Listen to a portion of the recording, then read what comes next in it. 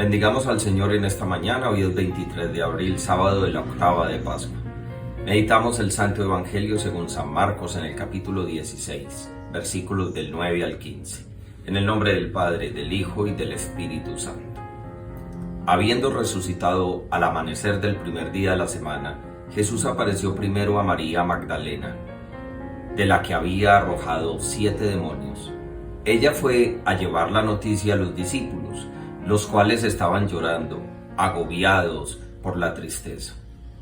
Pero cuando la oyeron decir que estaba vivo y que lo había visto, no le creyeron. Después de esto, se apareció en otra forma a 2 discípulos que iban de camino hacia una aldea. También ellos fueron a anunciarlo a los demás, pero tampoco a ellos les creyeron. Por último, se apareció Jesús a los 11 cuando estaban en la mesa y les echó en cara su incredulidad y dureza de corazón, porque no les había creído a los que lo habían visto resucitado. Jesús les dijo entonces: vayan por todo el mundo y prediquen el Evangelio a toda criatura. Palabra del Señor. Queridos hermanos, nos acercamos al final de la octava de Pascua. Y en este Evangelio se nos hace un repaso de las apariciones de Jesús resucitado. El mensaje central de este Evangelio es: id por todo el mundo a predicar el Evangelio a toda criatura. Y aquí no hay diferencia, y aquí no hay edades, aquí no hay fueros. Aquí nos está diciendo el Señor: id a todo el mundo, y el mandato es para la iglesia. ¿Eso qué quiere decir? Quiere decir que tú y yo somos iglesia. Yo he insistido en mis predicaciones que la iglesia no es exclusivamente para los ministros ordenados. La mayoría de las personas creen, cuando hablan de la iglesia, que se refiere al clero, a los religiosos, a los consagrados. No, mis queridos hermanos, la iglesia somos todos. Tú eres iglesia. Y entonces tú estás llamado a ir en salida, como lo dice nuestro Papa Francisco. Una iglesia en salida, una iglesia de misión, una iglesia que predica.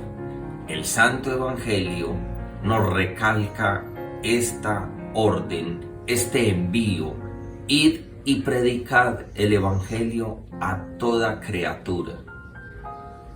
Eso quiere decir que nosotros debemos hablar de la resurrección de Cristo, debemos hablar de la vida de Cristo, debemos predicar la palabra del Señor a todos. Para poder predicar la palabra del Señor tenemos que estar alimentándonos de manera permanente. ¿Cómo lo hacemos? En primer lugar, hay que estar en la fracción del pan, es decir, hay que ir a la Eucaristía, hay que escuchar la palabra de Dios en la Eucaristía, porque la iglesia es la encargada de ayudarnos a entender la palabra de Dios. Segundo, hay que estar en oración permanente. Nosotros estamos llamados a orar siempre, a orar todos los días de nuestra vida. Tercero, la Sagrada Escritura no es para tenerla en un lugar de la casa, adornando y en una página especial, llámese un salmo o una página especial, porque esa página nos trae protección. No, la palabra de Dios es para estudiarla, es para leerla y es para recibir ese mensaje que Dios nos quiere dar y que nos edifica a nosotros como cristianos, como católicos. Con estos 3 elementos, nosotros podemos predicar la palabra de Dios.